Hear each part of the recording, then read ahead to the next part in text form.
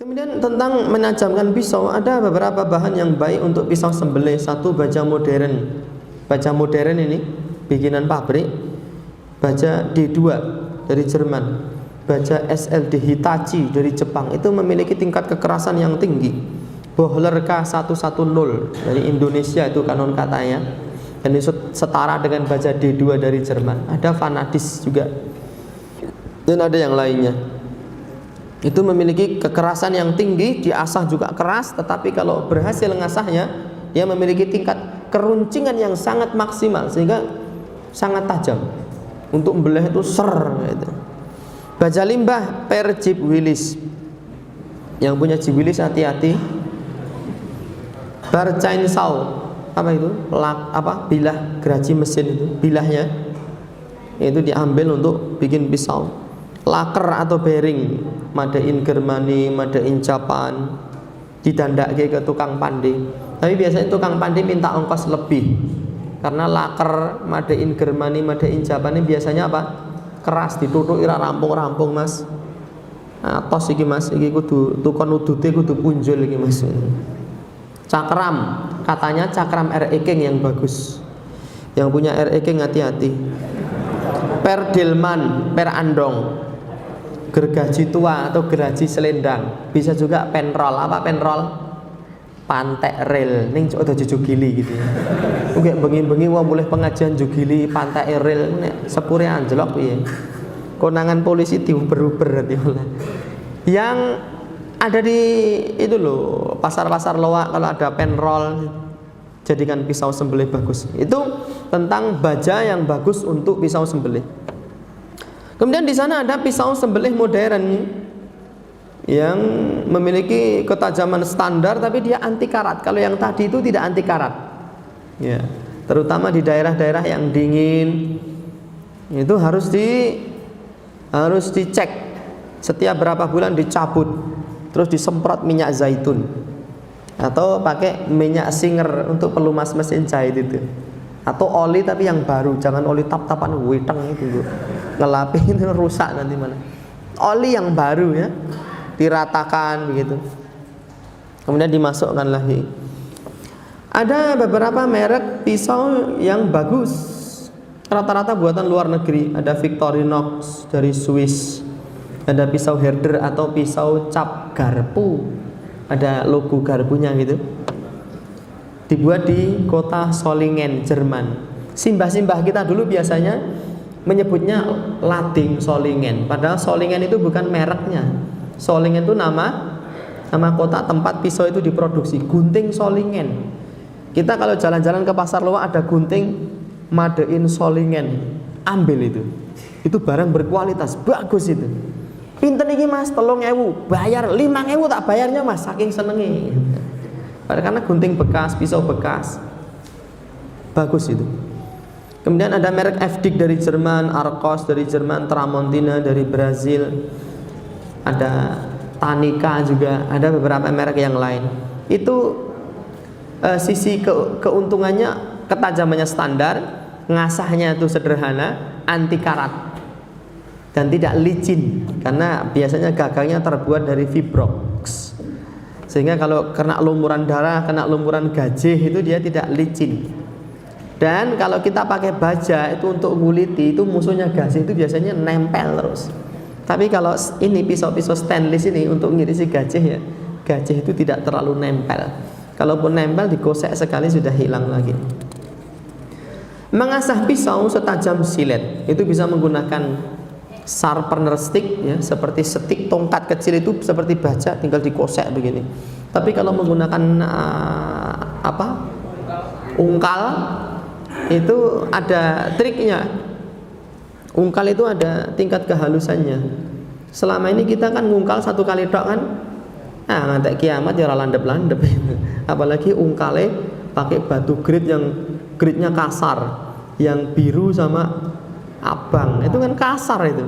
Diungkal nganggo ya gunting brocel kita. Kasar sekali. Jadi ada ungkal yang memiliki tingkat kelembutan. Di Indonesia yang terkenal batunya, batu alamnya memiliki tingkat kelembutan tinggi itu di Pacitan.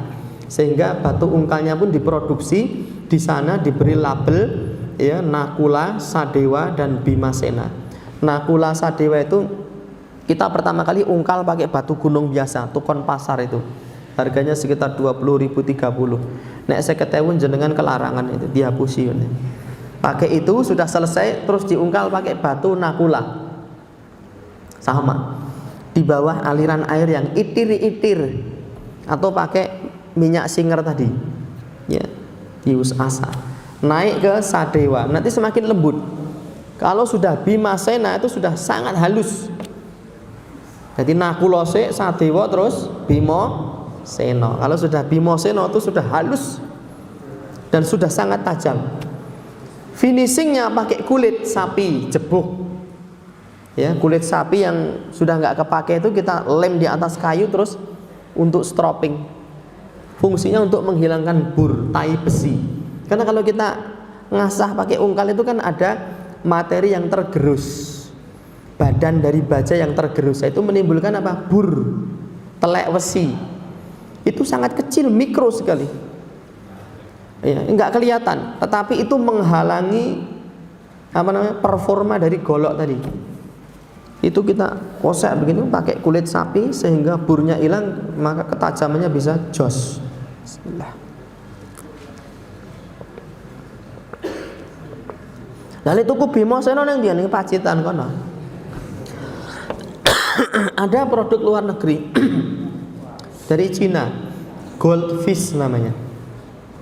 Tulisannya white stone, warnanya hitam, lembut gitu.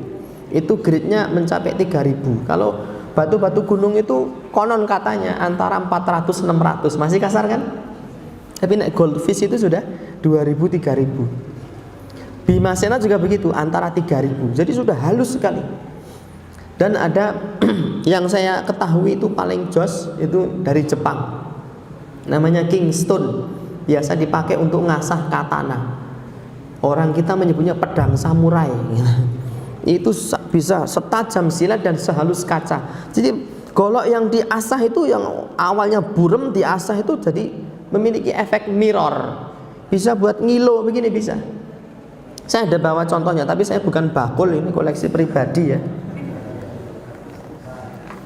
Seperti ini, sudah dilengkapi dengan tatakannya. Ini Kingstone, tulisannya Jepang ini bacanya bukan Ajinomoto ini. Bahasa Jepang. Nah, tatakannya seperti ini. Jadi wis inggo ini jadi orang melurut-melurut.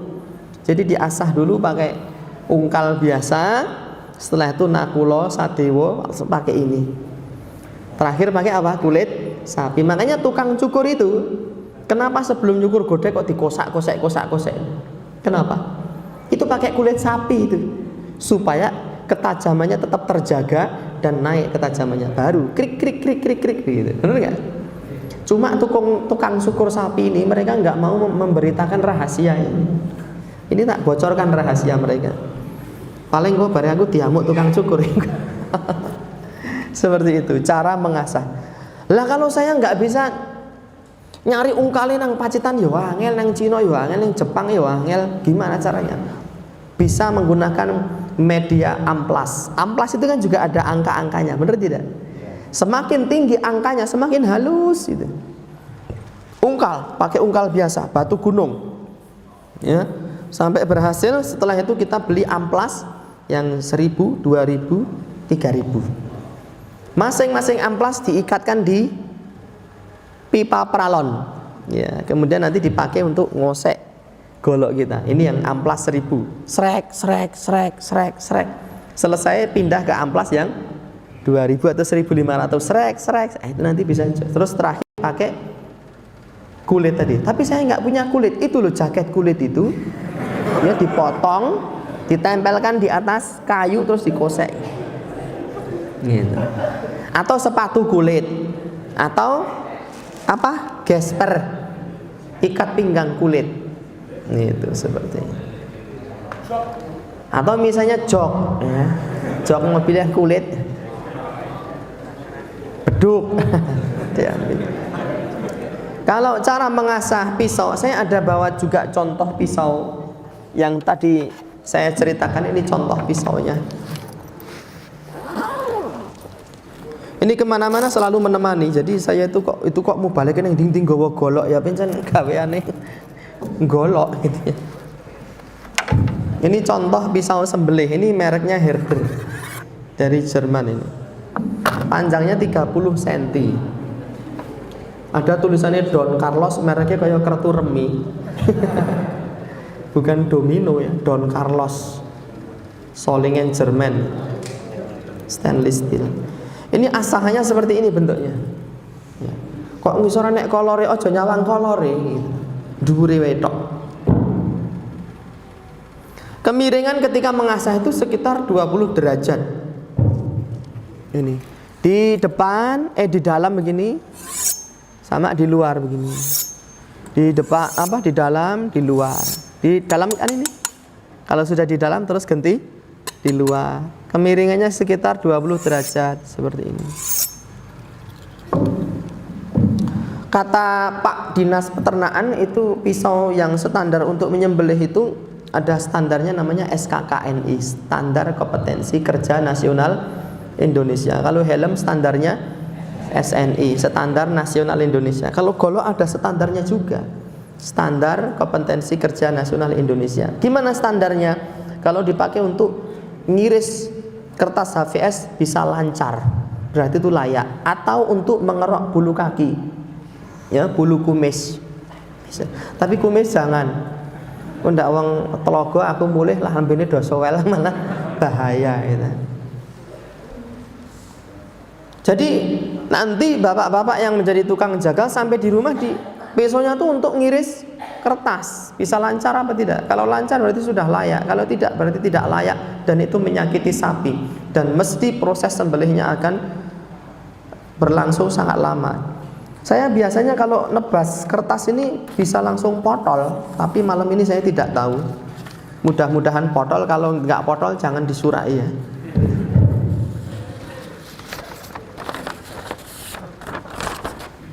Wah ini kok kertasnya kok belengkok ini, harusnya kertas yang baru ini.